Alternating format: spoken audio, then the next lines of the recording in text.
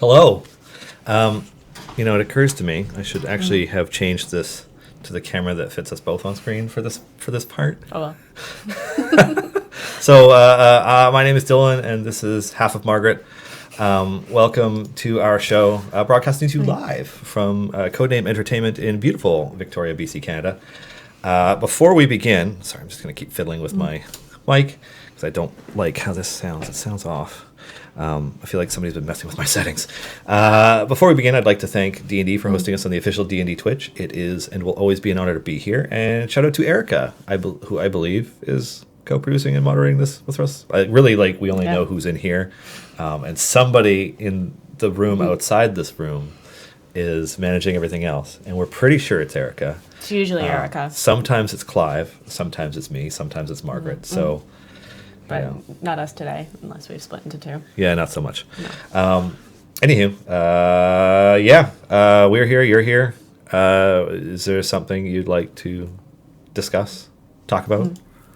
Come at us. Come at us. That sounds bad. Sounds Like we're in a fight. Combative. Yeah, yes. That's not the intent. Duels. Yeah. Yeah.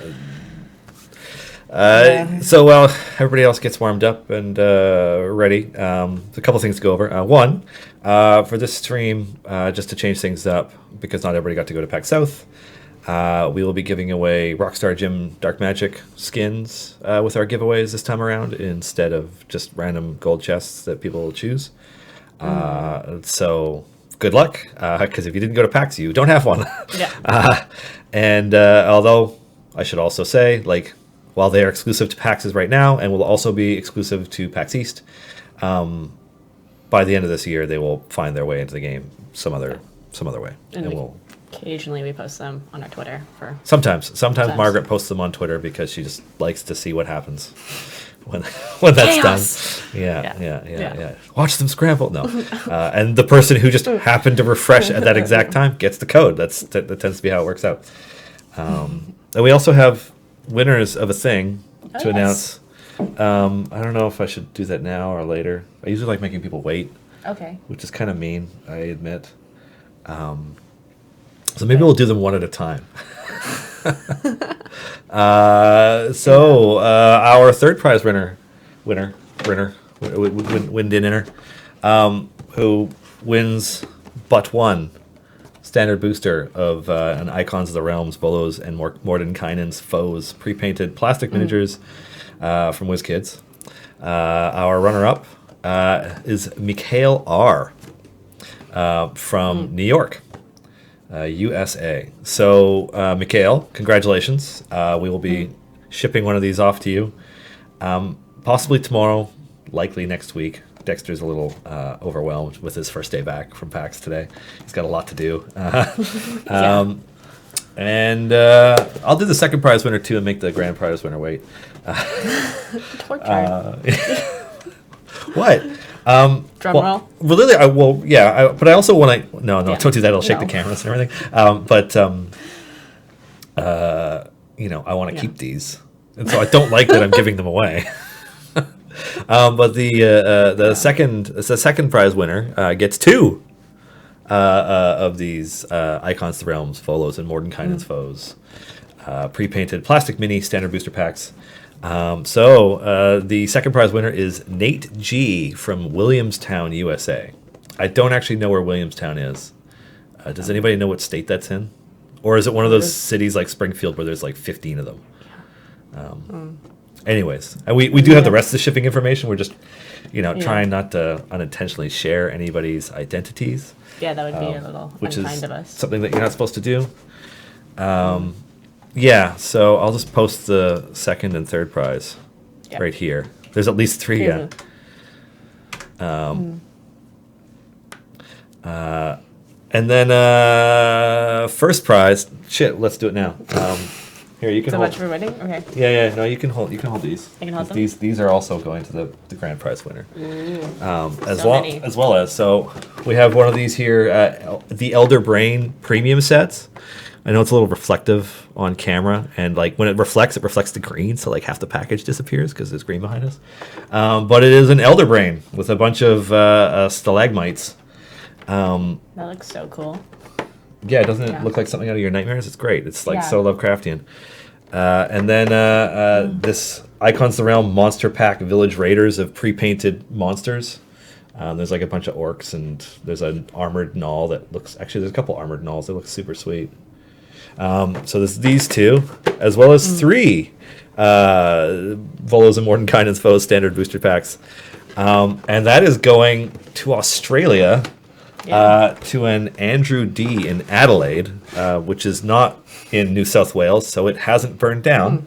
But it will take some time to get there, because we have shipped to winners in Australia before, and it can take a while. It's far. It is far. Well, like, sometimes it's not an issue in the sense that if something is going, like, it gets sorted and then it's going to the airport either way, and then it's like international, domestic. Sometimes it'll get places really quickly. But that is not our experience with Australia. So, yeah, I would expect... let's see, the last one took like 2 to 3 months to show up, and it was less stuff than this. So who knows? But yes, congratulations, Andrew D. Of Adelaide. And I'm crossing my fingers that Adelaide avoids the ongoing climate apocalypse, at least for a little while longer. So cheery. Yeah, well, why not? Like, I'm not celebrating it. It's just, it's getting harder and harder for people to ignore. So, what else? What else is going on? Perhaps you would regale the audience with your tale of triumph. That is your first trip to a convention on behalf of Codename Entertainment, and just how awesome it was. It was awesome once we got there. But first, I will regale you with the tale of getting to PAX South. It started on Wednesday. Tuesday night, we had enough of a snowstorm that schools were closed. So that was interesting. We managed to get to the airport just fine, drifting around some corners, but generally controlled. Get there, plane's a bit delayed, whatever, that's fine. Get onto the plane. Oh, we're going to have to wait for de-icing. Wait for de-icing. Things are going to be fine, but the winds picked up. And the gusting crosswinds meant that we could not take off safely. And so our flight was canceled. And that was Wednesday. So that would have gotten us into San Antonio Wednesday night, giving us a day to set up. And we're like, okay, so that's not happening. There's no way off the island today. All ferries are canceled. There's, planes aren't flying. No worries. We'll try again tomorrow. So we have an 8 o'clock flight the next day to Calgary, and then to Houston, and then to San Antonio. And we get there all in good time for our 8 o'clock flight, but it's delayed because the plane in Calgary is frozen.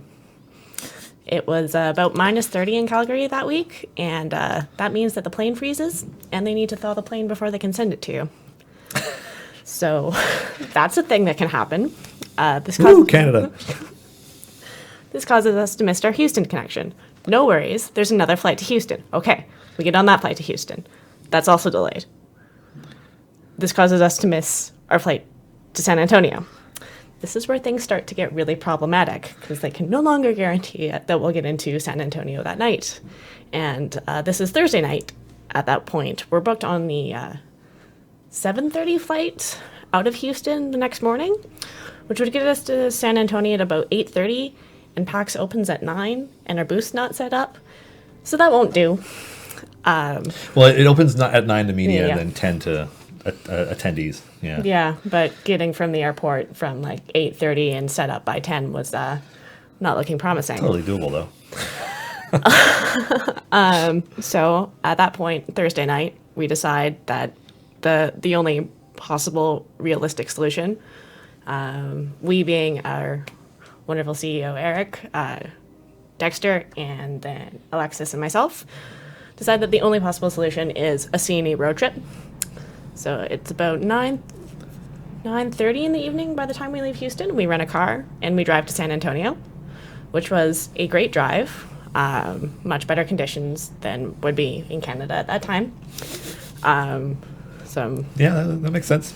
great, questionable music found off of my phone. No chance to prep the road trip playlist. Is your music on your phone all for running or something? A lot of it's for running.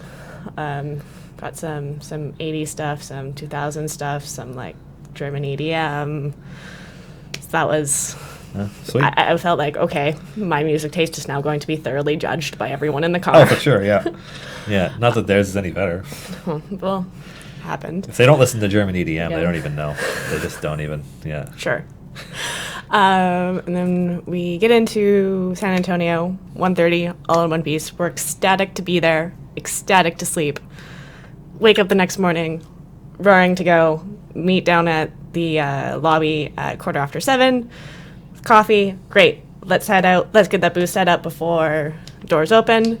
And we begin to unpack our cube. We notice that a couple of the pieces are broken. We immediately start gluing them because the glue takes time to set.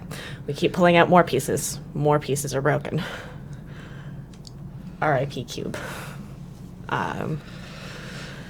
Yep. Yeah. So, pray for the cube, folks. We're Yeah. hoping a greater resurrection is going to be what we need. But we I managed. remember how it was built. Yeah. You can't glue it back together, unfortunately. We tried. Yeah.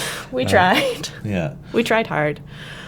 And at that point, we put our booth together. We decide that, you know what people would like in the sort of high stimulus environment of a PAX is some tables to take a pause, maybe 10 minutes or so, and do some coloring. So we had some Idle Champions coloring sheets. We set that up, and it actually went swimmingly. So I was really happy about that. Mm-hmm. And then we started our 3-day con, and it was great. That was that. How was the flight back? The flight back, surprisingly smooth. We were panicking because we had a short connection, and then we realized that it was the same plane. So we just got off the plane and then got back on the plane in Salt Lake City. I always hate it when that happens. Like, I get why Yeah. it happens, but it's weird. I was happy we did not have to run across the airport because I ran across the airport in Calgary because I had a problem with my boarding passes, and then we all ran in Houston to try to make our next connection. So that was, I like to think it's like the early training for our company 10K. It's just airport sprints. Did you have a flock of seagulls on your phone in the playlist at all? On my phone no, You said you had no. 80s music. I ran. No. Never mind. It was no. It was a little bit obscure. More like Depeche Mode. Depeche Mode. Hey, there's nothing wrong with Depeche Mode. Depeche Mode's still good. So that was that. It was a great con. It's kind of awesome that work conventions are PAX. Like, that's awesome. Mm-hmm. Long weekends, but great weekends. Next up, PAX East. Yes. In not that long. What is it? 5 weeks? It runs from February 27th to March 1st, I think. Yes. This year? Yes, it does. Yeah. So Yeah. So it's the long one out of the PAXs since it's a full 4 days and Thursday through Sunday. yeah. It's gonna be great. Yep. Yep. Same team. Super positive team. Yeah. Yeah. Just Yeah. don't. Maybe in order to bring some consistency to it, you could fly to Philly instead of Boston and then drive. No. No. No. Like. I'd be afraid to drive in Boston, actually. I- Having seen the way people drive there, it's terrifying. Yeah. Yeah. Huge shout out to Dexter for doing the driving at that point. Because we were all kind of out of it. he did just live in Texas. Yeah. So familiar roads for him. Yeah. Yeah. Not super unusual. People are asking about Bangarang, the grung for Idle Champions. Is that and it's not Lauren asking for it. Interesting. Are you familiar? No. No. Night and There was a short run show called One Grung Above that had Lauren Urban and oh god, who else was on it? Chris Lindsay, Lauren Urban. Lauren, can you, when you get this, post in chat who else was on the show, because I can't remember, because I just remember I think Satine was on it too. Anyways, it was about a bunch of grung in Chult. Grung being those tiny little frogmen. Awesome. Which is pretty sweet. Yeah. Anyways, it was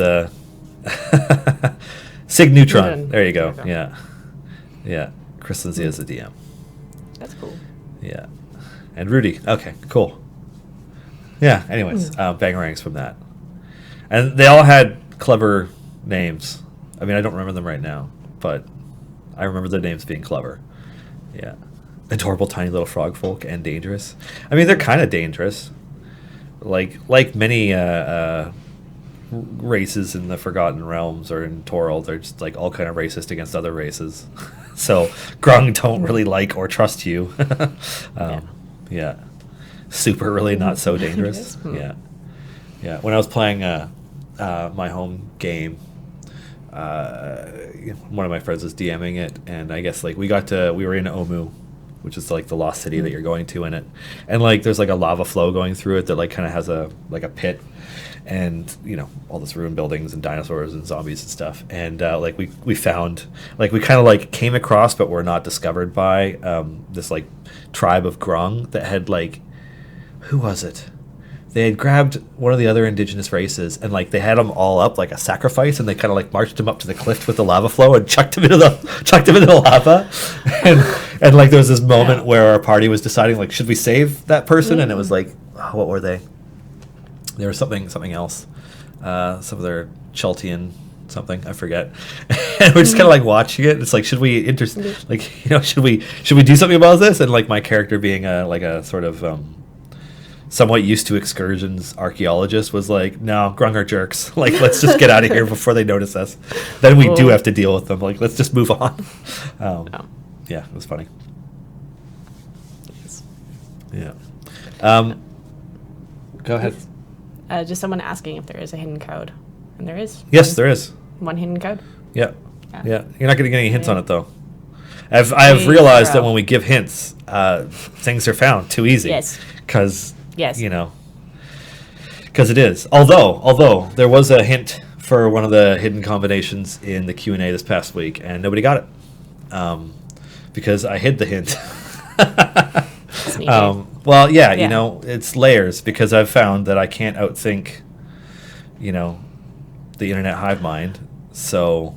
Oh, but it is really funny when they think something's more complex than it is. This is true. Yeah. We personally enjoy that as an office.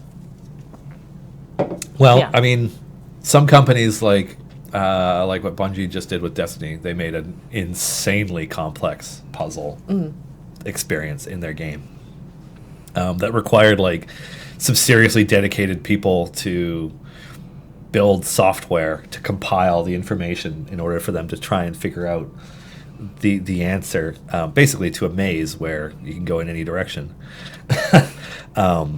And it was actually like a really remarkable thing. And then they kind of just, players were unhappy because the reward at the end of it was something they would have eventually got anyways, but they got it like 2 weeks early this way. So I guess the lesson there is, don't make it too complicated. Well, they didn't know that the puzzle was coming, so what players wanted and expected was that they also didn't know what the reward would be at the end. Oh. And so when it was something that they already had an idea was coming, it was a little disappointing. Yeah.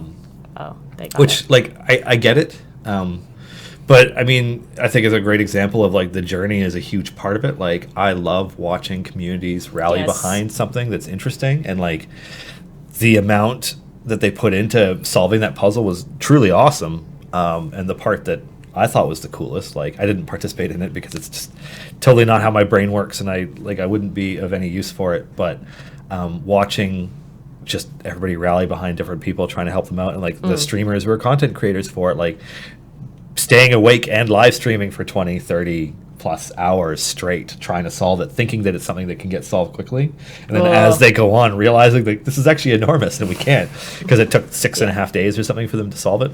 And like players who are programmers in their off time, like coming up with ways to compile it, like just all the stuff that they did was really, really impressive. And our Green Paradox, it is like Blizzard and their super secret mount quests they've been adding to World of Warcraft over the last few expansions. I remember doing the one to get like a jellyfish mount, just because I'm like, I got a spare day. How do I do this thing? And like, things hidden in things and hidden in things and hidden in things. And that's kind of the inspiration for the 20 and 20 hidden combinations. And some of them are easy. Many of them have been found. But some of them I don't expect to get found until a ways into the year at least. We hope. Yeah. Well, yeah. I think the low hanging fruit goes first. Yeah. And if there are any patterns, as soon as one of those is found, all the other ones are found. But yeah, there was a hint in last week's Q&A, and there was a hint in this week's Q&A, and I suppose I should give you the list of hints before I possibly go. The Dylan approved hints as opposed to the Margaret hints, which are it's this. No, that's unfair. But all right. But they found the hidden card already. So. Oh yeah. Well, it wasn't a super difficult one. I think so. It assumes that you have knowledge of either this adventure in D&D. Because it's like I would say it's actually pretty intuitive. So I thought it fit really well with our latest update for this week and some other stuff. So yeah. Anywho, can I get a yay for time gates having a sort by least equipped option? It's very helpful. Yeah. Yay. Yay. Yep. Yep. Yeah. Who was working on that? I can't remember who did the time gate stuff. Mark? Maybe Mark? Maybe Graham? Maybe I don't know. Anyways, cheers to our dev team for that. Erica says it was Graham. Yay, Graham. Yeah. Oh look, it's the Xanathar, and he's crazed. Oh no. You're gonna poke him? Oh, I'm gonna smash him. Okay. Quite handily with the power of the forest. Boom. Oh, dude's toast. So many friends. Yeah. That's what they're for. Mm-hmm. I am kind of enjoying the. I don't know. I don't think it was entirely intentional. Part where Artemis and Drary can be a tank. Just because he can usurp shielding, which is. Kind of awesome. I'm going to be honest. I don't think we intended to do that, but it's cool that it's there. Yeah. So I was just doing that because it was the only, I think it was the only variant I had yet to complete. The only adventure I had yet to complete. So I wanted to unlock my variants. So what do we got? Vault of Pixies or On the Job Learning? Which one should I do? Let's leave it to chat. Yeah. There we go. Vote. Yeah. Oh, right. It's observe, not usurp. Usurp. Observe. Sorry. Well, you know what? It's the same thing. It's really not. No, it's true. You are correct. But yeah, it's observed. Pixies. On the job learning. So that's 3-1, 4, 5-1, 5-2. All right, Pixies it is. Is this one annoying? What is it? Send Pixies to assist you. Oh, no. Okay, they attack you. So I'm just going to be killing Pixies? All right. Marvel at what happens when you have crazy amounts of favor. It's still insane. Yeah. I wonder if I can load all of this formation. So it's oh no, it doesn't. Okay. You unlocked basically everything on my account, and just the favor difference still means it's it's slow. It's slow. I'm okay. Streaming Dylan's account. Yeah. Oh, this controller. So the one thing about knockoff controllers is they don't always work properly. Oh my god! If you guys could stop leveling, so I could make this formation work. Those are first world problems, Dylan. It's oh no, all my champions are leveling. And then I'm gonna swap Tyrrell and Walnut. Damn it! Oh shit! I've selected the wrong one. You know what though? I'm gonna swap her out for Ayla.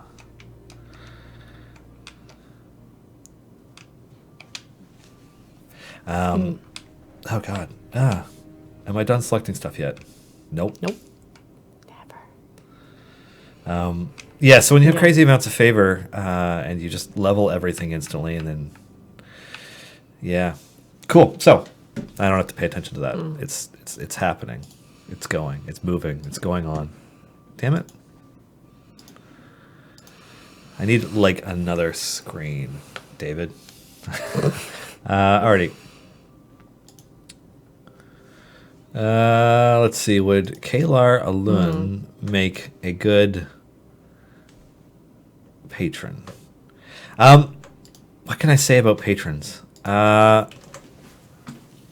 can say that yes, there will be more, and there will likely be at least one more this year, but that they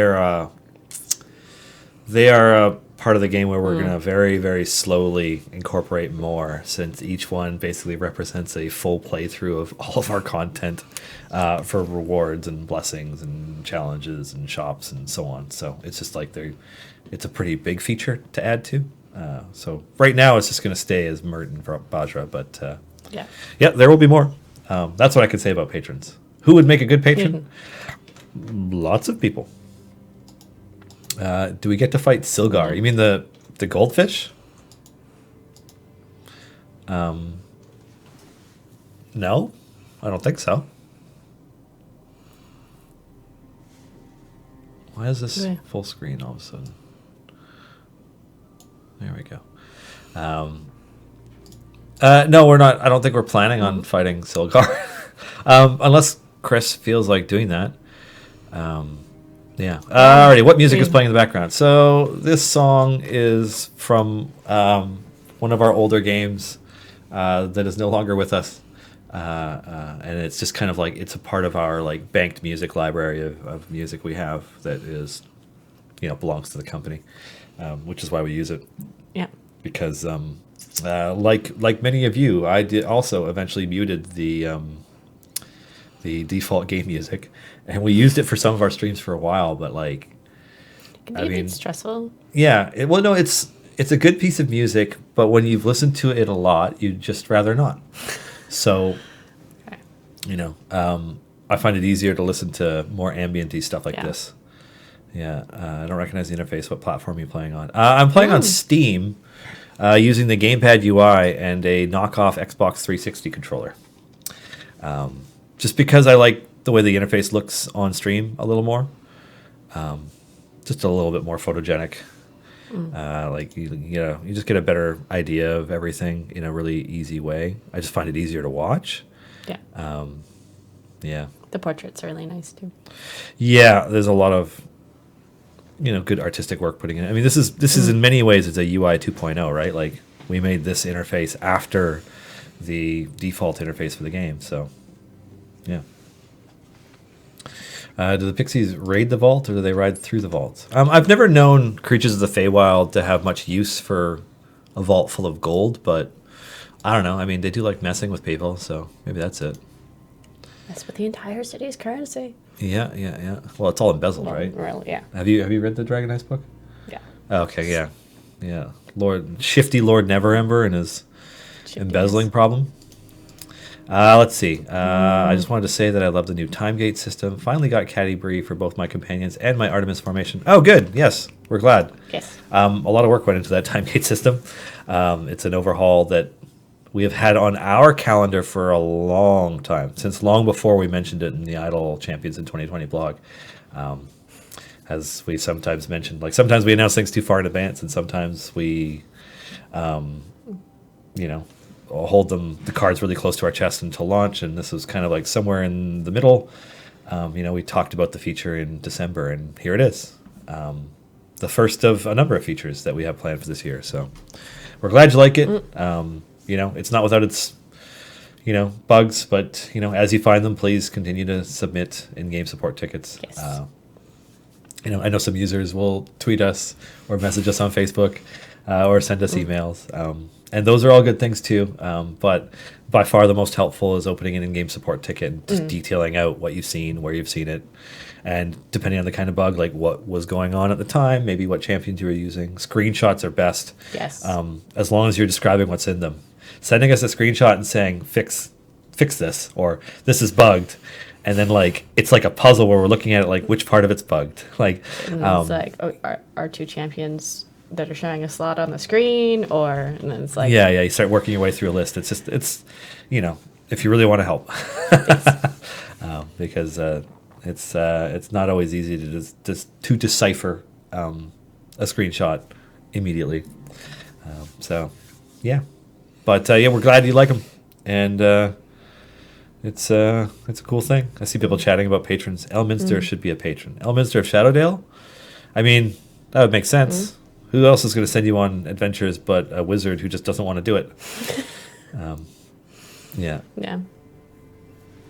I'm going to only send screenshots from now on, and I will post hints about what is wrong in the weekly Q&A. No. That's just mean. I know. Yeah, yeah. And thus, Scarwar was banned. Yeah. You know? And thus, Scarwar made Seeing Sean cry. Yeah, Scarwar, no. The Harpers should be a patron. Yeah, I mean, they could be. I mean, the Xanathar could be a patron. Or Xanathar could be a patron. Manchun could be a patron. Yeah, lots of potential. Yeah. I wish I could scale the hero UI down to having all of the heroes on at once without having to go full screen. Oh yeah, fair enough. There has been feedback to that effect before.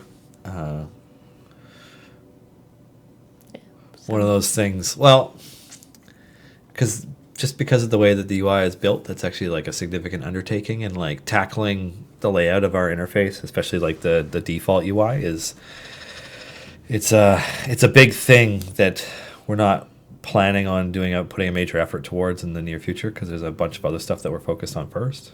You know, the aforementioned Idle Champions in 2020 list being the things that we're most focused on right now, as well as some other like TBA stuff that we won't be able to talk about for a while, but also other things are on the go. We're keeping ourselves busy over here. Yeah. Let's see. I feel like the big factions like the Harpers should be in an allies feature instead of a patron. They aren't really telling you what to do so much as being willing to help you. That's an interesting way of putting it. There are a lot of factions you could potentially do work with in D&D, right? Like, there's druid enclaves, there's different warrior factions and knights and cities and different noble families. I mean, there's a gajillion lords in Waterdeep. There's no shortage of potential options. We want to focus on the ones that are most relevant to the characters in our game and the stories that we tell. So, with spending so much time with the whole Waterdeep Dragon Heist setting, Vajra and Mert the Moneylender were very, obvious entry-level choices for patrons that you could, continuously work with and earn stuff from. And then, we have a decent list of other potential options, and we're gonna see what fits and when. And let's see. What's next? Can we get an X for the familiars window on PC? I have to open another window for it to go away.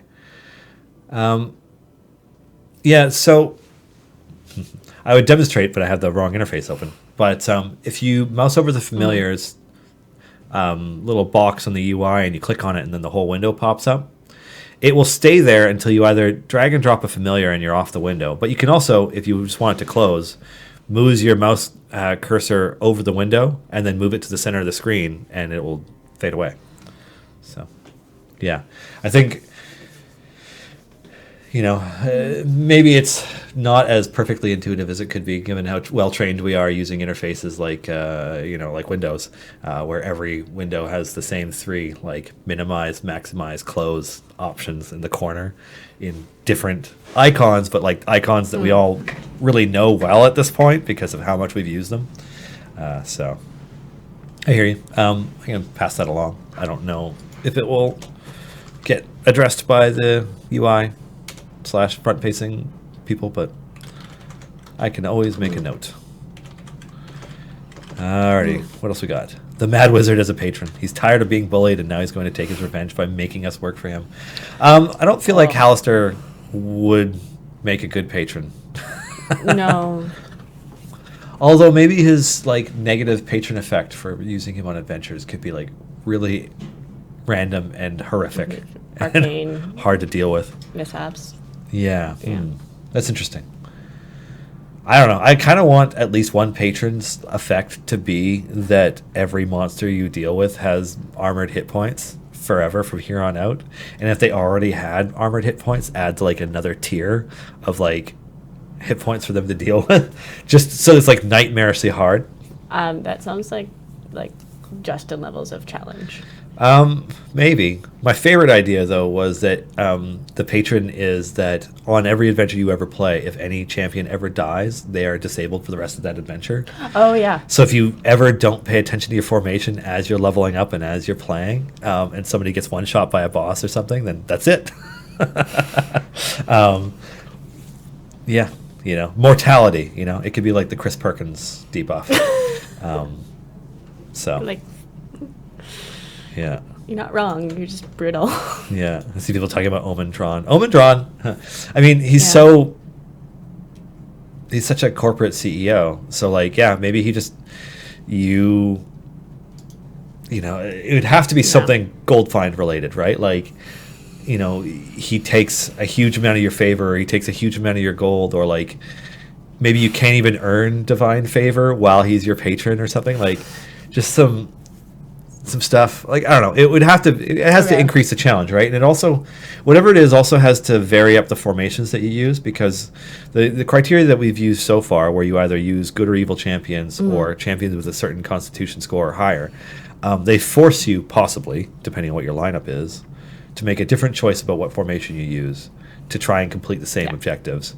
And then it compounds the difficulty of something else, because it makes other things much more difficult. So yeah, Omen doing something gold find related makes a lot of sense. But like, what challenging thing does he do? You know, how does he make things more difficult? I mean, he's infamous in AI for betraying people. So how could he betray your party as you play the adventure? I don't know, something to think about. Oh. Is it just me, or is my Calliope missing?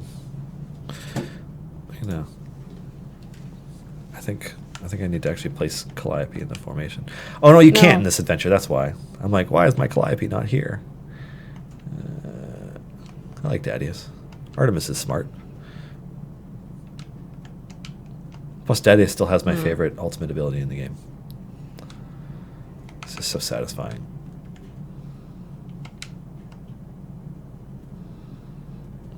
Look at that damage number climb. That's not bad, right? That'll do. That'll do nicely. Yeah, I feel like I'll get past the like 300 areas I need to get past with that. No, seriously though, Dadius is like my favorite one, but it only works when there's lots of enemies. Because it's like he magic missiles everything plus 5 missiles. So the more there are, the more that it's just like a magic missile machine gun burst. It's awesome. Alrighty. Is it planned to implement other realms like Krynn or Ravenloft? It's an interesting question, especially since you mentioned those two specifically. So obviously Krynn is the Dragonlance universe. We don't have plans to ever do anything related to it. You know, that's Dragonlance. That's not Forgotten Realms. They're pretty distinctly their own things. And I know that there are other settings like Eberron is not the Forgotten Realms, and Dark Sun is not the Forgotten Realms, and Ravnica is not the Forgotten Realms. But Dragonlance is basically its own IP in many ways, separate from the Forgotten Realms. And you know, yes, they're both in D&D. Yes, they're both in the multiverse. But I don't know. I think it's very unlikely. I remember somebody in chat not that long ago talking about how they think that Dragonlance is actually owned by Wizards of the Coast, which is really cool, because you know that opens the door for that kind of potential. But it's not something that we're planning on doing. Like, we, for the most part, focus exclusively on the Forgotten Realms, with some exceptions. Yeah. Dragonlance is even less Forgotten Realms than Eberron. Well, maybe. I mean, Eberron, if you read the book, is like kind of also its own, I want to say, like pocket plane, in the sense that it's not like a part of the greater D&D multiverse in the same way that a lot of other planes are. But yeah, it's unlikely.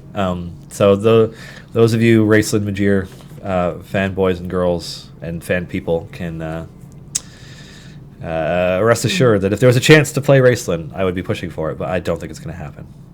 Spelljammer is in the realms. Well, Spelljammer is more in between the realms, but It's a fair point.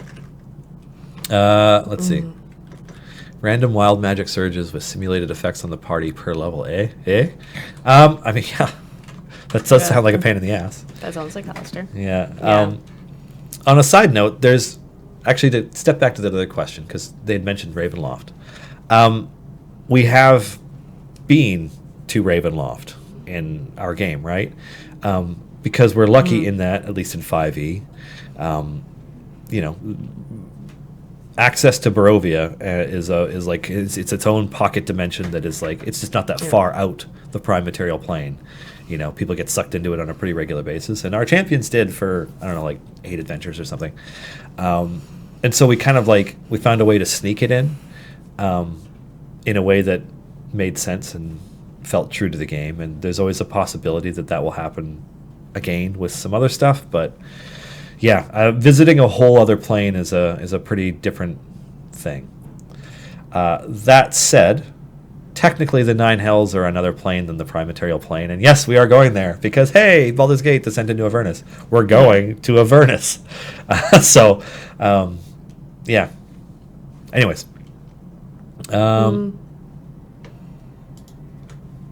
Can you send 20 wild offers to my account so I can get all of the familiars I don't have? I'm a new player and have missed a bunch. Yeah, I mean, wild offers they're randomly generated by the system based on what you have and what you don't have. So there is the system. No, it's like an old Homestar Runner joke, but nobody get it. So it's randomized. There's literally nothing I can do about it. Nothing we really do about it. But yeah, they will all show up eventually. There we go. The system is down. They get it. You guys are old. You're also old. I know you're old because I'm old, and that's why I know what that is. I love those videos. All right. Are you excited for big numbers past E308? I mean, I can't say that I am, but, because, I already find them so incomprehensible. I'm at E151 with this formation, and that obviously doesn't include the debuffs from Crawl or from... having a brain fart. It doesn't include the debuffs from Crawl or from Ayla, and it's just kind of... the numbers are big. What can I say? But in terms of adding the functionality, I mean, it's an important thing to do for the longevity of the game. So, yeah. Let's see. Did the game switch from 32 to 64-bit? Yesterday it ran fine, and today I won't start the game and get the info at 64-bit. I try to install Steam, restart Steam, PC reinstall, do not work. If you're unable to put in a ticket through the game, Real Insane, you can email us at idlechampions@codenameentertainment.com. Codename Entertainment being all one word. And we will try to help you out. Alrighty. To be honest, Omen would be a cool patron if he only allowed Ack Inc. and their known associates in the variants. Would require more AI people, though, to make viable formations. Yeah, although you'll notice, Garwar, that we have done our best to make it so that all of the Acquisitions Incorporated and C-Team characters are in different slots, which they will continue to be as we add more of them. So, they're doing all right. There's at least 6. So, yeah. Yeah. I don't know. Omen would make sense at some point.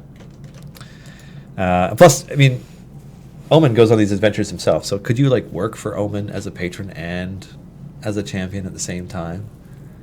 I don't know. Things to think about someday. Can you go on a trip with your boss? Yeah. Going on a trip with your boss? Hey, I like going on trips with Eric. Yeah, no, it's fun. Alrighty. What about Wizard's newest realm, Exandria? I don't know if I can comment on that in the sense that I do not know enough about the new book or what the relationship is between Critical Role and Dungeons and Dragons with respect to that content. Yeah, I think it's extremely unlikely that we will visit Exandria at any point over the life of Idle Champions of the Forgotten Realms, but it's not impossible. I mean, we didn't think we would ever do Barovia. We did Barovia. So, never say never, as they say. But, it's a great big question mark. I don't know. Doesn't Waterdeep have a hidden Spelljammer dock under it? I don't know if it does canonically. It's interesting, right? Like, the canon of D&D is, especially the Forgotten Realms. I mean, the Forgotten Realms are like 40 years old. Probably close to 40 if they're not 40 by now. And I know that, I mean, this is a great Mike Merle's question, right? Like, because that's his job, is to know the answer to this, because they don't release all of the lore and information about each setting and city and everything with each time, because they want players to feel like they can tell their own stories and adventures without trampling on established lore and fact everywhere. But it's kind of one of those things where I'm not sure if canonically there is a hidden Spelljammer dock under Waterdeep these days. I don't remember it being mentioned in the Waterdeep Dragon Heist book, which has a great deal of Waterdeep stuff in it. And to be honest, as good as my memory is, it does get jumbled with like, fan-made stuff, home game stuff, homebrew, etc. So it's mentioned in the Dungeon of the Mad Mage. Okay. I haven't read Dungeon of the Mad Mage, so that's interesting. That is interesting. Yeah. Well, I look forward to visiting the Spelljammer conversation if they do a 5e Spelljammer book, which would be awesome. Just saying. I don't know if they're doing it, but that would be awesome. Could we have a patron that is also already a champion? Archon comes to mind. Potentially, sure. Yeah. Like... having a character be a patron or a champion doesn't necessarily exclude them from being the other. But we don't right now have any plans to do a character that is both. So, sounds complicated. How about a Githyanki champion? Well, we do have one Githzerai, so it seems, it makes sense that at some point we would have at least one, angry warlike version of of a Gith. It's potential, there's potential there. And there are some cool named Githyanki. But it's also like, what I can't say is that, so, I mean, Chris is hard at work on the other side of this wall. At least I assume he's hard at work and not just watching Picard again. And for a third time. Don't bash his love of Star Trek. I'm not. Okay. I look forward to watching it. I'm just being a good boy and waiting until I get home to my wife, who also loves Picard, so that we can put it on our giant TV. Okay. No, I'm not knocking it. And also, Picard's my favorite captain, officially. But... do you like Earl Grey? Do I like Earl Grey tea? Yeah, but I had a British grandmother growing up, so I have drank a lot of Earl Grey. Have you not noticed that at the marketing meetings I get Earl Grey? Yeah. I just don't order it tea Earl Grey hot, because it's tea. It should be hot when you get it. That's kind of yeah. Anyways, so yeah, Githyanki's totally possible, but I can confirm that we are not planning one in the first probably half of this year, because the champions up until almost June are more or less not 100% locked in, but close to, and none of them are a Githyanki. So yeah. We'll get that teased out April 1st, and then they'll tell us they were just Githyankin our chain. Ooh. All right, Garwar, I appreciate that. Yeah. Sassy. Yeah. I don't have a button where I can just give you like a random chest from the game or something like right now, where I'd just be like, haha, twang, and like give it to you, but I would, because that was good.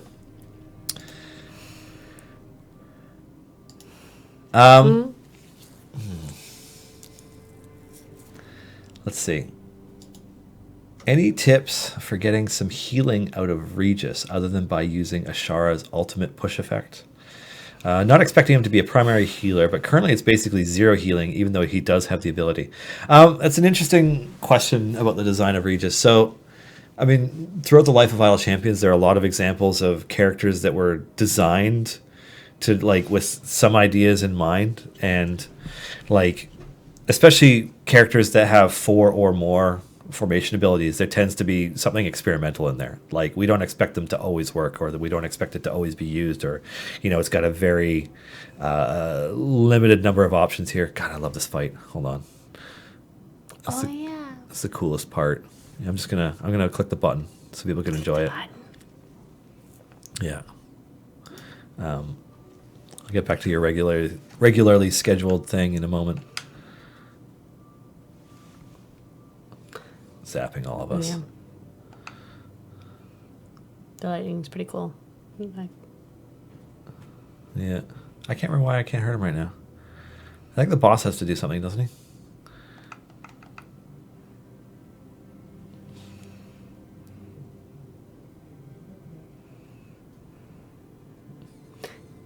There we go. Oh, yeah, there we go. Yeah, boom. He got torched. Yeah. That's so dope. For those wondering, we don't know if that was actually Manchun or a clone of Manchun, because apparently there's lots of both. So, yeah. Anyways, okay. All right. Back to it. Where was I? What was I reading? Oh, Regis. Yeah, so we don't expect, like, all 4 abilities to be in use 100% of the time. And so, like, Regis's healing is like, it's kind of like, yeah, we gave him a very interesting buff ability that's actually really strong and synergizes a lot, especially with the Companions of the Hall and specific formations. And then, just trying to read what people are saying. And then, oh, right, I forgot to hit the button. Florp, hi. And then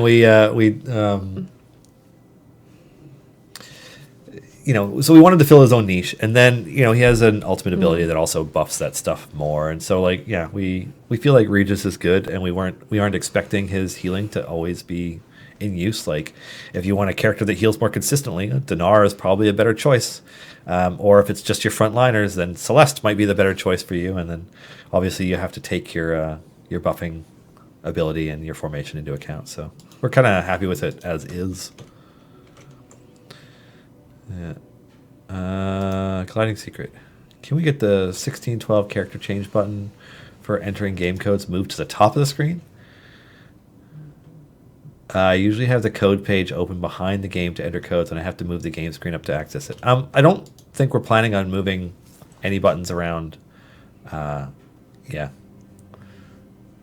It's an extremely unlikely to happen kind of thing. Sorry. Crimguar. Is it possible that there is a third combination and it's about a dragon cultists or demonic cultists? Anyway, that third group of enemies in the Dragon Vault? No comment. Let's see. Isn't there a Spelljammer reference in Idle Champions already? I think there's a model of one atop a pedestal in the background art for an adventure in the Tomb of Annihilation. Could be. I'm not going to lie, like, we produce a lot of really amazing art for this game, and I often don't see the backgrounds because when I play the game, it's tabbed over to something else. Like, it's because I'm like doing my job, and then like I check. So like I miss most of it. So it's very possible that there's a detail like that that would be awesome. I wonder what Jarlaxle would be like as a patron. Probably really good if you're a drow. Did Dylan just hint at Viari? Dylan did not just hint at Viari. No. Icy Frozen 82. I'm still feeling a vampire champion, something like Soren Markov, an anti-hero type. I am a fan of Soren Markov, but being a planeswalker in Magic the Gathering makes him extremely unlikely to show up in our game ever for any reason. Wouldn't Archon be a good anti-hero? No, Archon is a villain. Okay, fine. He's just straight up, he's not a hero. Artemis, then? Artemis, now, yeah. I mean, Artemis spent the bulk of his career in fiction as a villain and is now an anti-hero.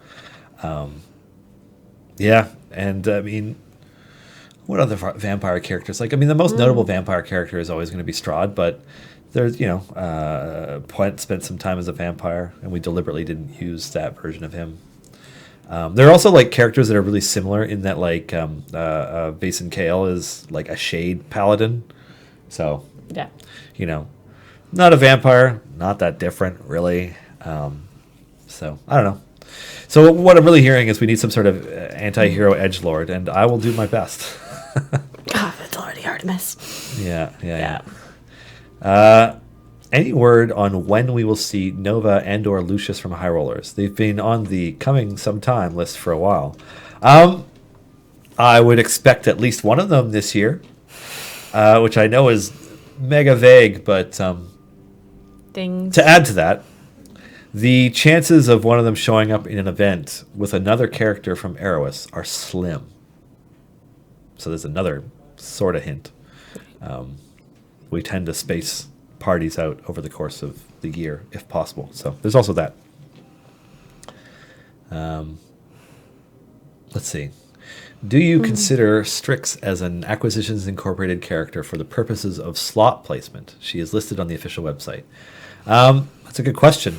I think the initial design, kind of. The intent was for her to be able to be on the field at the same time as the other members of AI. I assume that's still the case, but it might not be. Bunny the Bunny 123. Can you elaborate on redacted? Well, no. Oh yes, definitely. Yeah. Yeah. No. I mean, there are hints for the next couple champions coming into the game, but that's as far as we're going. What we don't want to do is hint at, say, the next 5. And then the only one that anybody's interested in is the 4th one, and so nobody cares about the other 3 that are coming. We do want room for each one of them to breathe and have their own opportunity to shine a bit and get tested in the meta and all that stuff. So it's just kind of one of those things. Probably not going to talk about the ones that we haven't already started to talk about.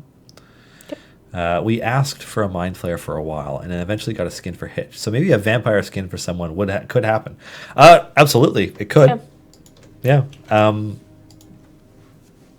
Yeah. I think having a meaningful vampire champion would be a cooler thing. I just don't know which one. Yeah. I would love to be able to have Strahd in your party. That would be dope. It'd just be... Yeah. He's super good. New question.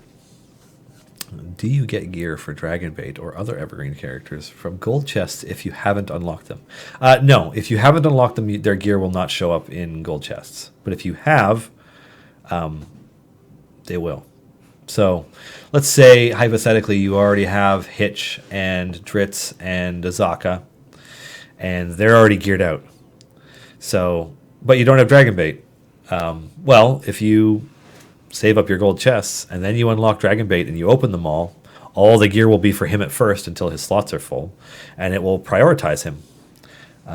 So something to keep in mind if you're aiming to collect things in a certain way, especially if you're getting close to one of those milestones like unlocking Dritz or Azaka or Dragonbait. So, yeah. Do you guys track champion usage over time? Yep. Full Bard formation when? I don't know. We kind of haven't been doing Bards of late. I'm not sure if that's for a specific reason or not, but and we don't have any coming in the next while, I don't think. No, we don't. Not anytime soon. So we've just kind of slowed down on the old Bard train. I mean, really, do we need to introduce more? I mean, next week we have, a fighter coming to an event that has 2 bards. Plenty of barding next week going on. All right. Somebody asked about weekend buffs. Oh, yes. So I was going to pull that up. It's a fun one this weekend. Yeah, it's Heart-Seeking weekend. Yeah. Let's see. With buffs 2... Bruner, Sentry, Calliope, Cadibri, and Walnut.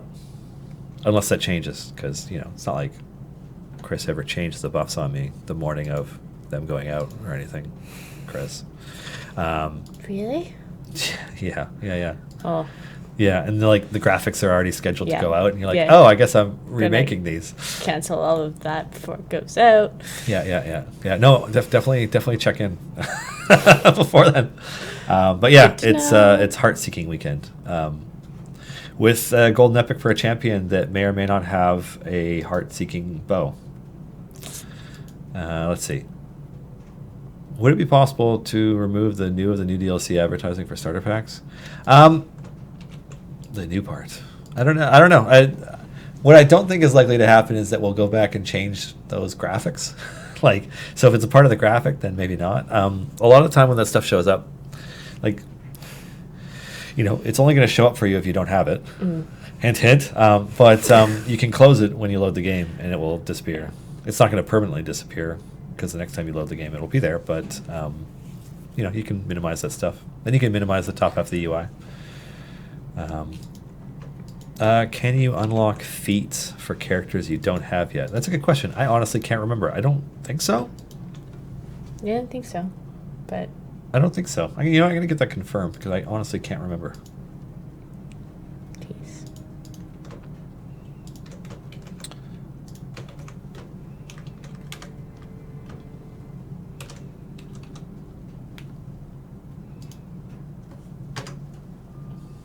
I'm just I want to get that confirmed just because what I don't want to do is I'm pretty sure of the answer, but it's not sure enough. And then, there have been more than one occasion when I've been like, yeah, it's this, and it's not.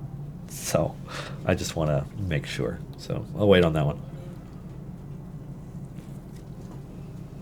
You guys are my good luck charm. I just unlocked Dragon Bait. Hey, Yay. Congratulations. Congratulations, graphics. Yeah, that's awesome. It's not easy to do. It is an achievement. It is the current, probably deepest gameplay milestone. Have you done it? At the moment? Yeah, I have. I don't use him because his gear's not that good on my account. I used. I had a bunch of potions and polish left over, so I was able to, give him some stuff that way. Wait, I'm looking in the wrong slot like an idiot. Anyways, stay there, Tyrrell. Bear. Yeah, I think I do have epics, but his item levels aren't very high on anything, so I don't know. He's good. I love the way he's animated. They did a really good job of putting him together.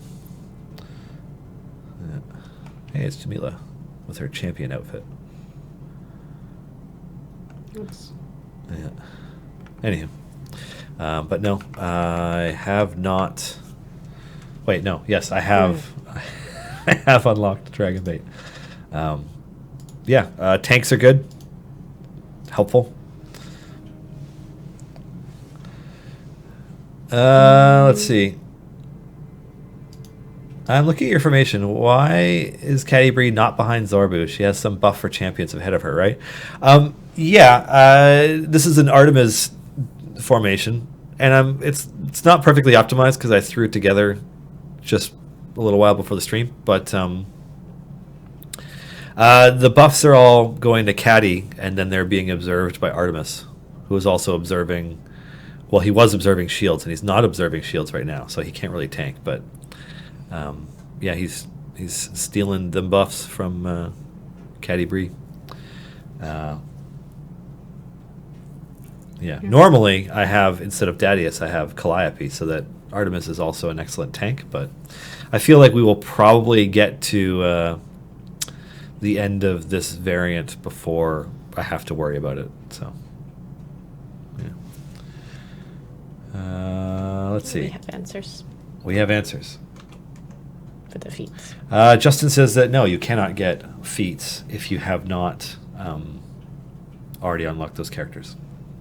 So good. I'm glad. That is what I thought it was, but I don't know. Sometimes you just doubt yourself, and you doubt yourself. And do you want to take this one? Will there be, Shonen 111 asks, will there be any more familiars that free-to-play users can get? It feels like it's been capped at 5 familiars for a while now. They are coming when we're ready for them, which is a very disappointing answer, I know, but it's the truth. Anything to add, or? No, eventually, yeah. Yeah. There'll eventually be more. Artie. When the level cap increases and Dragon Bait becomes easier to obtain, do you plan to add a new evergreen that will be, at that time, a challenge to get? So to always have a difficult goal to give players? I don't know if it's planned to line up quite so perfectly where every time we do a soft cap increase, there's also some ultra difficult milestone to like leapfrog. I don't know if it lines up quite that perfectly. But, yeah, I mean, we do plan to do more. So, yeah, we plan to do more. Okoria will come to the game eventually, I swear.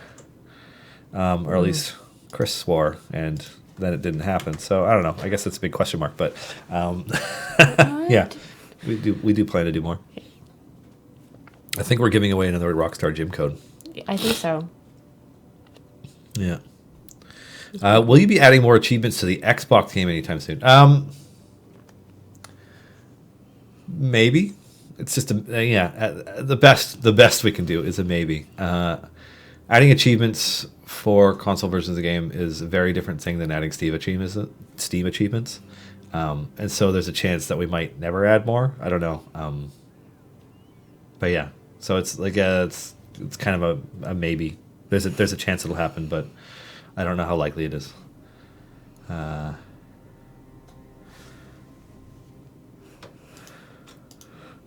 I'm not sure I understand this next question. So you can have it. Costo at Twitch, once my suggestion of a frost giant was smashed, it's okay, it's too large. While werewolves are on the table, what about a half minotaur or a half bullywug? Is this for a patron or a familiar or yeah, boss? Crislow at Twitch, what is that?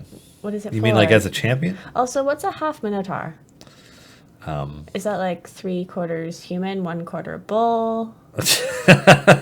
Like, as a champion? Yeah. I mean, yeah, we're like literal monsters are less likely than the monstrous races, right? Like a minotaur is a playable character race in 5e, because I think they had them in Guildmaster's Guide to Ravnica. Okay. Because hey, the Boros Legion is full of them. Half minotaur as a champion. Yeah, I mean, I feel like if you either go full minotaur or not at all. Yeah, but Frost Giants are so big. Like we did the one as a boss in the one adventure, and it temporarily broke Festival of Fools when it first launched because it's enormous. But it was also the first boss ever to have armored hit points, and I don't know why. And maybe one of the developers could explain, but when it first launched and it launched armored hit points for the first time, there was this horrific latency with armor getting broken on their hit points bar that was just stuttered down. Even a high-end machine just killed it. You're like, what?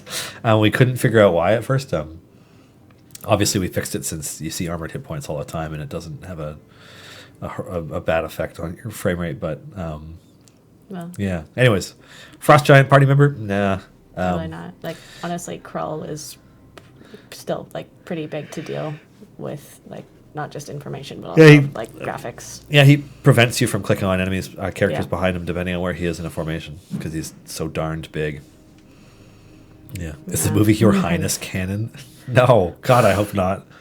That movie was so bad. Oh, man. And I say that as somebody who likes those actors. But what a terrible film. A Goliath champion, maybe Grog. Goliath champion could totally happen. Grog, probably not. Yeah. Characters from Vox Machina and the Mighty Nine are unlikely to make an appearance in our game. We cross our fingers.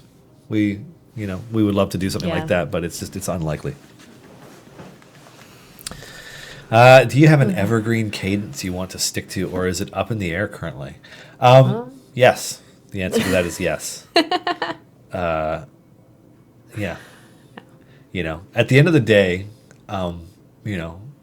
the live service developing a game that has been active for several years on end, and we still have a number of features that we want to do and all this stuff.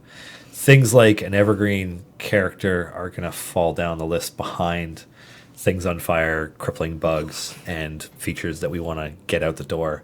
And they just kind of they just keep getting shuffled down, and we managed to fit Dragon Bait in, and we feel like we're in a better place to do that when we want to. But at the end of the day, there's always going to be you know, it's just managing resources.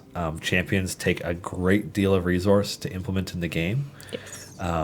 And, you know, there will be more evergreen champions. We would like to have a regular cadence of them, but promising it isn't something that we want to do again. And we don't really want to talk about them too far in advance again because, like, you know, we did a great job of eating our words last time around. We just don't necessarily want to do it that way again. Yeah. I know that doesn't help hugely, but I think you get a better idea of it maybe. Yeah, and we don't want to misinform people, even unintentionally. Yeah. Especially Yeah. That's one of the reasons why we give so many disappointing answers is because, you know, we are aware that like a deadline could slip or, you know, there's a lot of things behind the scenes that will, like, you know, we could never be transparent enough to talk about because either they fall under NDA or, you know, there's some other reason that we can't talk about them because it's just the nature of business. And so, you know, it makes us very conscientious about when we can or can't talk about different things. And, you know, we get excited. Like, we were very excited about both Dragonbait and Ilcoria being in development. Like, you know, and it got shelved in favor of other priority stuff. And, like, that sucks because, like, you know, we feel like we're disappointing you when that happens. Like, you know, and then players ask about it a lot in the intervening time. And, like, it's, you know, rather than disappoint you and rather than, you know, create more reasons for you to be like, hey, why hasn't this happened? We'd rather play the cards a little closer to our chests. So, yeah. Drymic Frost giant party member that just shows up like a giant foot, Monty Python style. That would be an awesome tribute to Terry Jones, the news I was sad to hear about yesterday. Yeah. Passed away at the ripe old age of 77. Yeah. But great. Yeah. Great movies. Great shows. I miss Monty Python.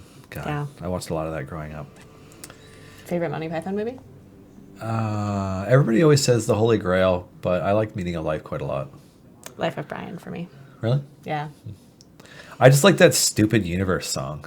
Oh, just remember that you're standing. I said it. Yeah. Yeah. I won't sing because no one wants that. Yeah. A Fish Called Wanda. I mean, yeah, you could make the argument that a Monty Python movie is any movie that Terry Gilliam has directed as well. In which case, there's lots of them. I'm not sure which one I like the most. I've been meaning to watch Don Quixote for a while because I never thought it would get made, and then it did, and then like it had all those problems with like injunctions and stuff preventing it from getting released, and like it just sounded like a never-ending nightmare. It took him so long to make it that like people who were supposed to be in it died. You know, like it's just tragic. But I would like to see it. I think you ended up having what's his name? Jonathan Pryce and Adam Driver ended up being in it. Right.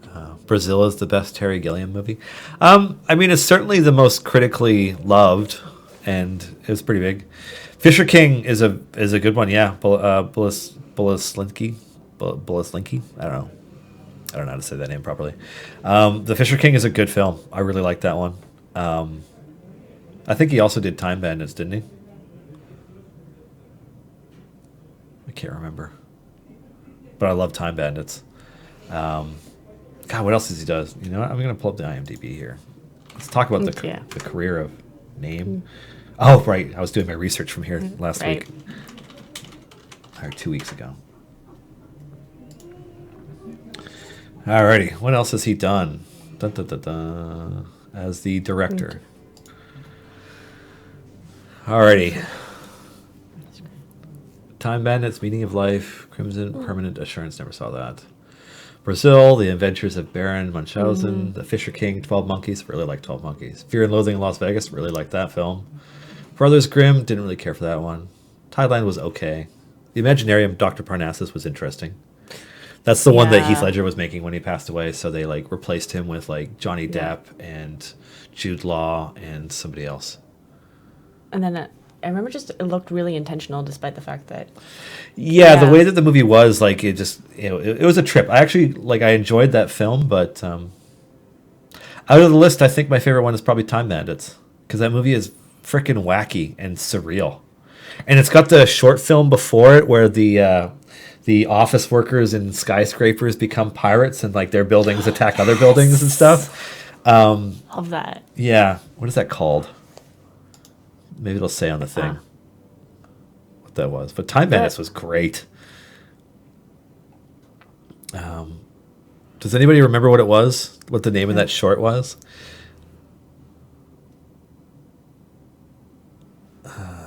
The Crimson Assurance, is that it?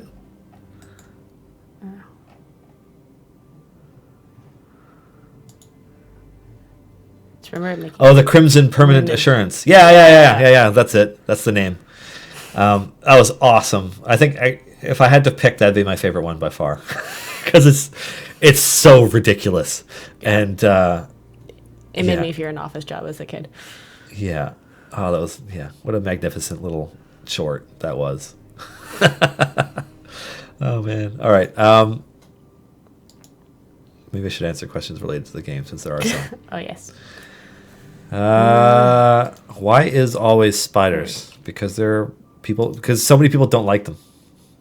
Also, basically. Ron Weasley.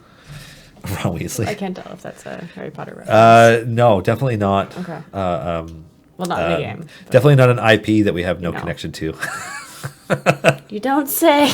Yeah. Will future patrons be balanced at levels comparable to Mert and Vajra, or will they be balanced to higher levels to account for the stronger champions that have been released since the first two patrons were included? That is a great question.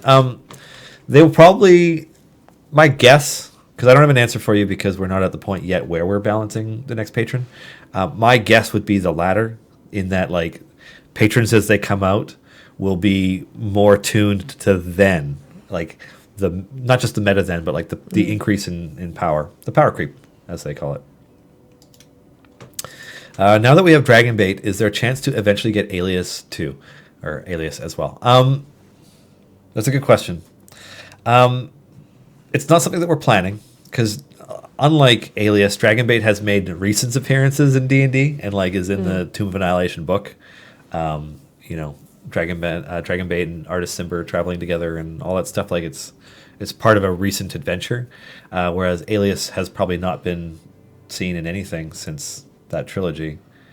Plus, chainmail bikinis and all that stuff. Like Alias would need a whole full-on redesign in order to enter the modern D&D era. So probably not, but always a possibility. When are we getting the characters from the Adventure Zone? I mean, that would be cool. We've never done any work with the McElroys. I think we've met at least one or two of them through events and stuff. But yeah, we've never done any work with them. I mean, if the opportunity presents itself, that would be really cool. Yeah. Is it better to leave the game with a higher gold find group or a higher DPS group? That's kind of you want to get as far as you can with your DPS group before you switch to a gold find setup. So kind of one then the other. Like you use your DPS to get to your wall, and then you kind of like get to an area where you can farm it easily with your gold find group and just try to rake in the favor. Yeah. What is the UI they're using? We are using the gamepad UI in the Steam version of the game. If you go into your settings menu, there is a toggle for the gamepad UI mode. If you turn it on, it will exit your game. And as long as you have a gamepad plugged in, the next time you boot it up, you will get this UI instead. Have the third or fourth patron been announced? Nope. Just speculation. Don't expect any news that is patron related anytime soon. Yeah. We got other stuff. Yeah. As I was mentioning, those what should we call it? The brain fart. It's getting to that point in the day where I need caffeine and I don't have any in reach. This is why I like to go at 2. Yeah. Well, we're 20 minutes past that. I know. It's going to be a 3 o'clock coffee rush, which might be a little late. Anyways, no, we're not going to talk about any new patrons seriously as if they're coming to the game until much closer to when that is, which is not soon. We're focused on the major feature updates that are included in the Idle Champions in 2020 dev blog on our website. I don't think it's on the front page anymore, but it came out on December 19th. Of last year. All right, I'm curious. With the new Explorer's Guide to Wildmount coming to D&D canon, does this mean we will get any of the characters from Critical Role besides Spurt, or is that completely separate? I answered that in a little more detail earlier, Cell 369, but since there's no easy way for you to go back and look at that yet, there's too much about that book and that situation that we don't know. The relationships that we have with the different content creators, like the folks at Penny Arcade who make Acquisitions Incorporated and so on, and there are licensing agreements and stuff that have to be in place in order to use those characters. We just don't know enough yet about what the nature of that book is. We don't know what's in it, and we don't know what agreement was made between D&D and Critical Role related to it. Certainly, Critical Role has gone out of their way to remain in control of their IP. They split from Geek and Sundry. They've been picky about what they do. They did their Kickstarter so that they could launch their animated series on their own. That whatever agreement they made with Amazon to license the series is something that gave them as much creative control and ownership over their show as they could probably possibly negotiate. So, does that mean that it's a 5e book that introduces Exandria to the world of D&D, or is it actually just a book that is Exandria focused but isn't tied to it? I don't know. I just don't know enough about it. Can you expect any characters or anything from it in our game? I don't know. No. Again, we don't know what's in the book. Yeah. So. But I wouldn't count that as a signal that characters from Critical Role are coming to Idle Champions, because it's not that, unfortunately. Yeah. Let's see. When does this dragon breathe fire? What's the rule? Is there a timer? It seems to be once Manchun gets close enough to the formation. Yeah. I'm not going to lie. I haven't really paid attention to this adventure because this is the second time running it. Yeah. All right. Is there any way to tell gold per second? I'm trying to figure out if it's better to be at a higher level with lower gold find or a lower level with higher gold find, and I'm not sure that the interface gives me the information I would need to do that. If not, my suggestion would be to add that, please. So we've had a number of requests related to the display of gold find in the game, both in terms of showing where all your gold find comes from, similar to how you're able to see your formation buffs or your base DPS, that kind of stuff. And that's something it's been passed along to the dev team, and they're aware of it. I don't know that it fits into any of the plans that they have for development, so that's a big maybe. Not to say that it's not a good idea, but they have a lot on their plates that they're trying to address, especially if you're a PS4 player, where for some reason numbers decided to be different. Yes. Yeah. That's a display issue. Yeah. Not a. Yeah, I should have added. Numbers decided to display differently. Don't worry, you have. Nobody's lost anything. Yeah. But it's just like, they're working on that right now. Yep. Yeah. Anyways, gold per second. It's something I'll pass along. I wonder, as a player rather than as a game developer, who is a champion you wish you got to use more? I like that we have reached a point where we regularly introduce champions to the game that allow you to change up your formation in meaningful ways. Like Artemis was immediately viable, which made me happy. Krull is too strong. I think he's too strong. Good Lord, is he strong. The power of evil, right? Anyways, so who would I like to see get used more? I really like Dadius because he's got my favorite ultimate. And I think everybody should be using Warden all the time because Warden's awesome.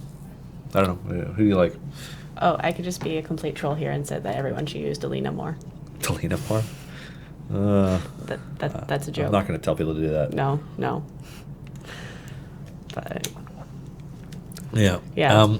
Delina is such a good example of a character that we feel has an awesome design, but we still haven't managed to find a place for her in the meta of the game. So, yeah. I'm not sure what to do about her yet. But luckily, it's not my problem. Let's see. Is there any thought or potential to giving players the option to turn off a champion's DPS while keeping them in the formation for buffing purposes? There is not. Yeah. There is not thought to that. I'm curious. Was that Boulevard Knights? Why? Why would you want to do that?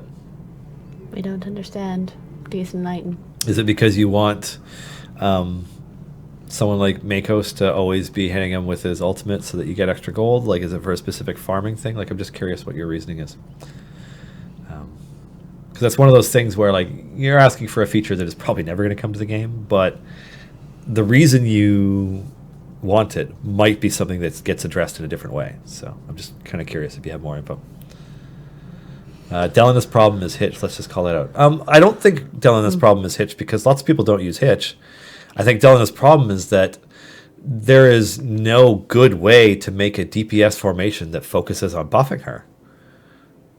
Because she's a DPS. She is a pure DPS in a slot that has 3 or 4 support champions in it. Yeah. I think 4 other support champions in it, right? Yeah. Walnut, Hitch, Narak, and Volanya. So yeah, Delina is the only pure DPS. Narak is a DPS support who I think, his supporting ability doesn't really buff, but it doesn't really scale, but it can do some really impressive stuff. And the others are like pure supports. So yeah, the problem is like there are almost no players who can give up the 4 other supports in favor of Delina and then also dump her at the very back of the formation. So yeah. I'm not sure what we'll do about that because obviously the Heroes of Baldur's Gate do have one more member joining, and we do want the group to have synergies. So we'll see. Yeah. Why is this not working? There we go. Well, I call everything monsters. I recall some adventures where you fight bandits and redeem them, but they're still monsters before that. It's just the terminology we use for the enemies that you face in the game. That's really it. Is Krull really too strong, or he just fits well with other debuffers in the current meta? I would say Dylan's opinion is that he is perhaps too strong in that he has multiple debuffs himself, and debuffs double dip in the game's system when it comes to DPS because they show up in Bud and then they also cause their debuffers are too strong right now as a whole, and the bestest debuffer is Krull by a pretty wide margin. Like I can take right now like this formation. I think in this variant, can I introduce Morgaine? I can. So, like, watch my static DPS number just fly up ridiculously once I level her up. Oh, I forgot. I picked one wrong thing with her earlier.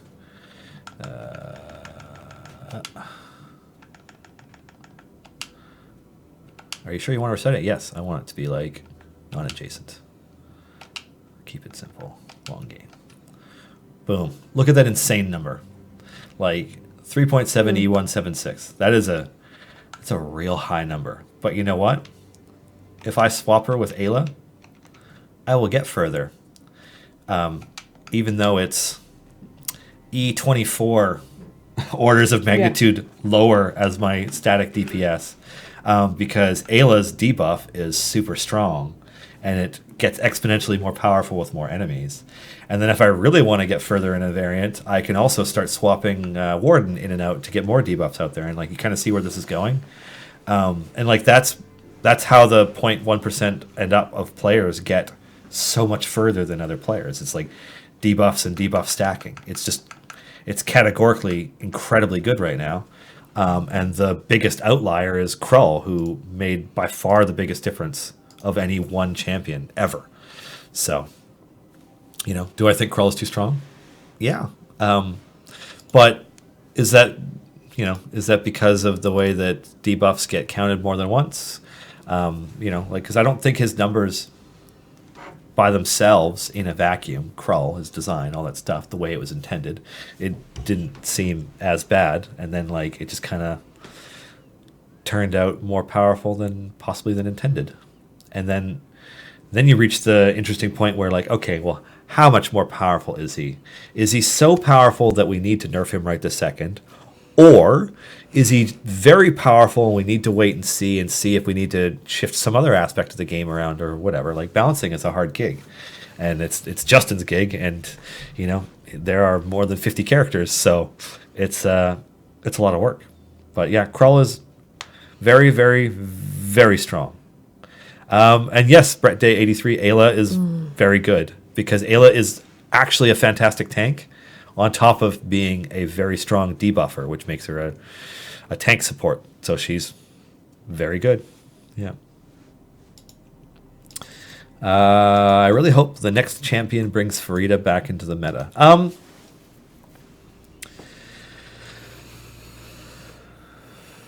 We will see. I mean, a lot of Farida's power comes from having additional tieflings. And one of the things that our next champion does, in addition to tank, is make tieflings better. So we'll just have to wait and see.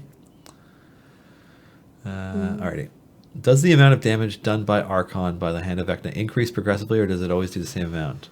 Also, I know it's not really great for farming, but the Hand of Vecna is just a ton of fun. Best thing I've ever bought in this game. Glad you like it. As I understand it, it always does a percentage of health, so the more leveled he is, the more damage it's technically doing to him. But it's an easy thing to mitigate by having him usurp healing. So I have him usurp Tyrell's heal, generally, when I play with Archon in the Hand of Vecna, because then he's just stealing enough healing to stay alive all the time. So the obligatory Celeste con feat when? That's not... So I kind of wish people would stop asking that, because it's something that was introduced to the game through a bug, and it was never supposed to be there. It wasn't intended to be released at that time, and then it's just everybody's so fixated on when it's coming back, and it's at some point it will probably come back. And I get why people want it so much, because it it allows you to use Celeste in Vajra variants. Because ability score changing feats can be the difference between being able to use a character or not. And so, I get it. Yeah. See, I don't know, Garwar. I think that there's being hey, when is this going to be available to everybody? But I think people are under the misconception that 5% of players have it and 95% don't, and that's just not the case. Yeah.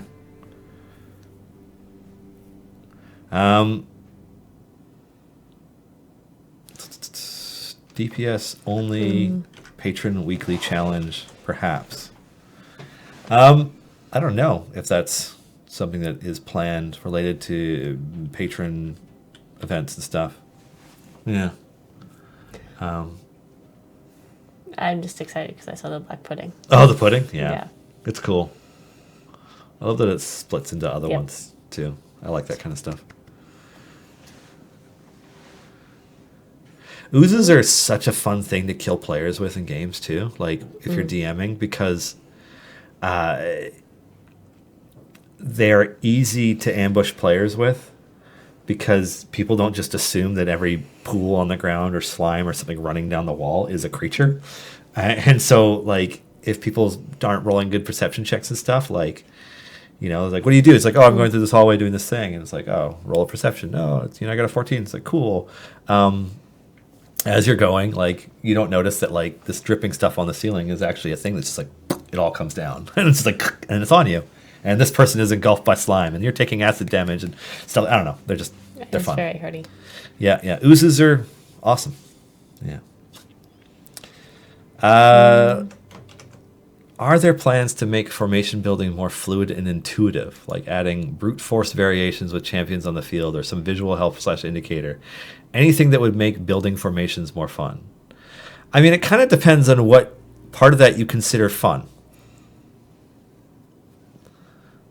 Like, which part is fun for you? Like, is discovering a more powerful formation for yourself more fun? Or is the part where your formation gets better more fun? Like, which part of that is the part that is going to make your experience better? That's kind of what I'm curious about. Because, like, obviously not all players are the same. And I personally, like, I enjoy looking at my formation and just trying to think about what I can do to improve it. Obviously, I'm not doing that while I'm on stream because I'm talking and not really looking at my formation as much. But, like, and experimenting and moving characters around and, like, swapping characters in and out and just, like, seeing what you can do and, like, thinking that you're at the best possible point you're at and getting to your wall and then, like, well, maybe trying something else and then, like, getting a little further or, start swapping in characters with debuffs in order to start, increasing the potency of your formation in some other way. And so it's like I get enjoyment out of that trial and error and testing that stuff out and seeing what other people come up with, especially players who, like, really invest the time and figure things out to a much better degree than I do. I kind of just, like, I enjoy it that way. I don't think that having the formation be like telling me who to put where and stuff is going to make the experience better for me because I like trying to figure it out. But I like problem solving, and my experience is not your experience, so who knows? In terms of trying to come up with some overlay or feature that tries to help you build formations, like, I don't think it's something that we're likely to do. Yeah.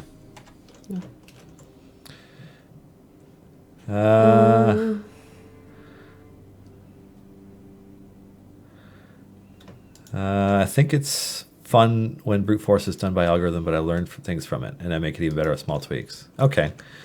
Yeah, I mean, I guess at that point, it's like, how much do you want it to figure out for you?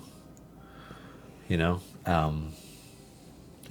I don't know. That's a tricky question. Like, it's kind of like it opens up the rabbit hole of, like, trying to figure out where the line is between showing people how things are done, doing things for them, encouraging them to figure it out, like trying to figure out, like, which, like, to each developer their own, right? Like, trying to figure out which part of that is the best route in order for a player to enjoy the experience the most. And it's, I mean, I don't know what the answer to that is. Yeah.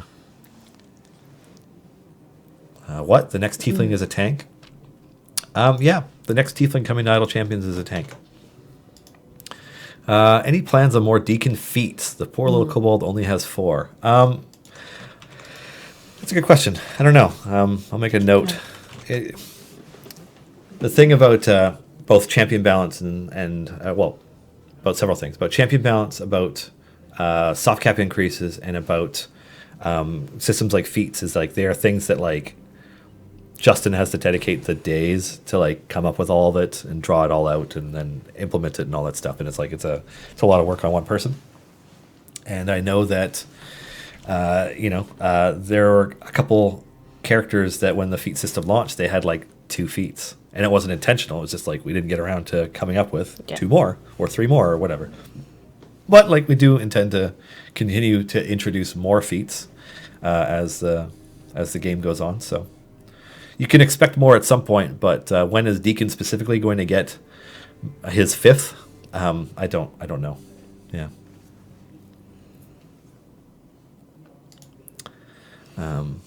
Yeah. Yeah. No, I'm curious because I saw a few of you chatting more about the Celeste +1 con feat in chat. How many of you in chat have it? Is it something that, like, half of you have, a quarter of you have? I'm curious.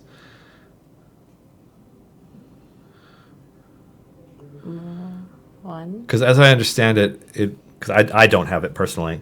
Two, it showed up 3, 4, 5. briefly, and 4. some players who saw it right away snagged it immediately, and then it disappeared. And because like it was something to do with a bug that made a bunch of things show up, and it wasn't tied immediately to one thing or the other. So it's just kind of one of those things that was like, unintentional. And Okay, so that's 5. yeah.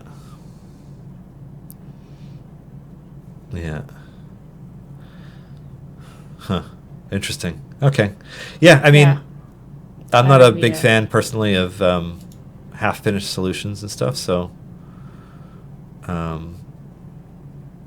okay. Well, I mean, I'm gonna pass the feedback along again, at least, because the Archon hand showed up briefly and then disappeared. Yeah, that one also. To give you guys some insight that maybe I shouldn't, but isn't really a bad thing. I'm not spoiling anything. But in order to coordinate the launch of the Hand of Vecna Archon skin, the lead times for all of the different platforms for developing a DLC pack are different. And so you're kind of trying to coordinate all of them cross-platform at the same time, all to come out at the same time. And on some platforms, it showed up at different times than intended. And it would take a colossal amount of effort and time in order to take it down off some platforms and then eventually put it back up again, because it's also tied to stuff in the game and on the back end, transaction histories and so on and so forth. Like there's just a lot of components that make it more and more complicated. So trying to, every time we release any skin, familiar, DLC, whatever, we're trying to make it work on everything all at once. And so that's PS4, PS4 and Sony, that's Xbox and Microsoft, that's Android and Google, that is iOS and Apple, that is Steam and Valve, that is Congregate, that is Armor Games, that is C&E Games. Did I miss any? Anyways, and everything's different. So, it doesn't always come off without a hitch on all platforms at the same time, and it is what it is. It's not intentional. Let's see. Any plans for more unique feats like the Hand of Vecna? I think it's pretty awesome that it's not just an increase the bonus of X skill like most feats are. Yeah, we do. We do have plans for more. Yeah, it's the beauty of the feat system is that it has introduced a way to the game for us to add further depth and customization to individual characters and formations, and it's a ripe field for harvesting more interesting things. I don't know. That analogy was garbage, but there's a lot of potential in it, so we're really excited. Yeah. Let's see. Could there be a way to pause the game or a trial mode to experiment with formations? The problem is I can't really change groups around while I'm leveling or at the wall without issues occurring. Yeah, so like our go-to for that is to default going back to the first area, because you can shift click on the arrow and select area 1 and go back, and then you just rearrange your formation as you see fit, and then hit progress and go back to the area that you were at. But yeah, I can pass this feedback along. It's not something that we're planning on adding, but maybe it's something that we can improve. Are there plans for improving the in-game chat, like adding easy formation sharing or sharing lineups, etc.? There are not plans for it. I don't know that improving our chat is high up or even on our list of things to do.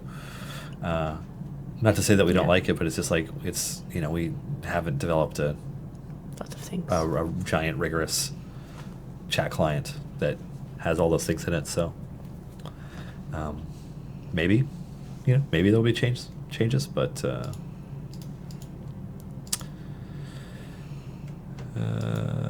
let's see. The new time gate system is a big improvement. Would it be possible to also add the current gold chest pity timer for heroes? It's there. Yeah, all gold chests in the game have pity timer. They're not all shared. They're all individual, but each individual type of chest has its own pity timer. So yeah, they're already there. Joe Renish.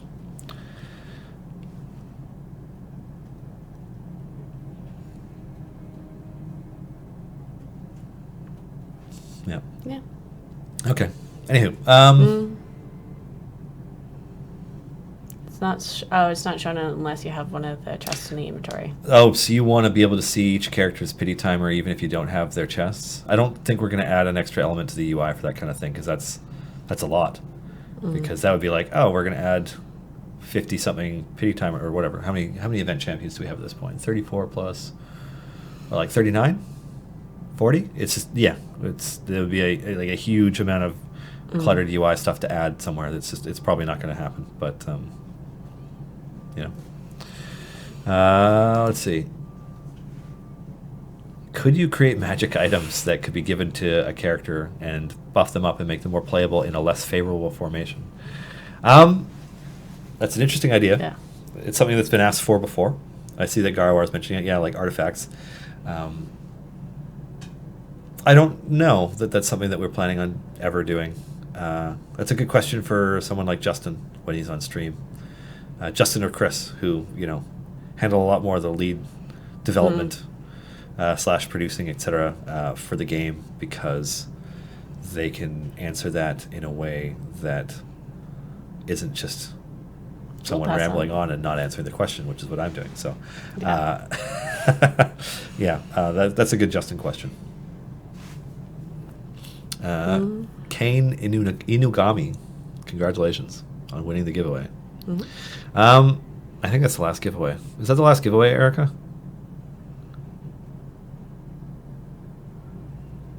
Waits. Maybe. There's a delay. Yes. Yes. Okay, cool. So I just want to go over the winners from earlier in the stream before we wrap this up, just because we talked about it a bit already, but I want to talk about its agains. Where did I put that?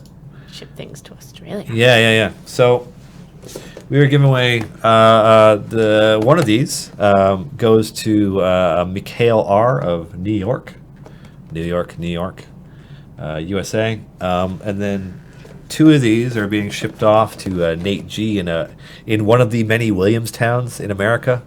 Where that is, I don't know. Which one? It could even be in Alaska. Actually, I don't know. Is there a Williamstown in Alaska? I have no idea. And then we will be sending 3.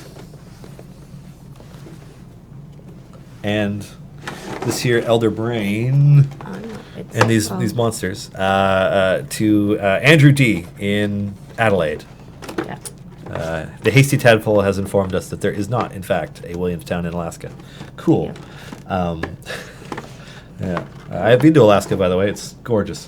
Anyways, sending this to Australia. I will refrain from making some sort of terrible Australian accent or joke. Too late. What?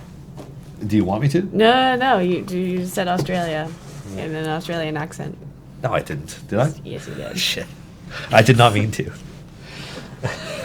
I can only do... have you ever seen Point Break? No. The movie Point Break? You should, because it's awesome. No, Patrick Swayze and Keanu Reeves.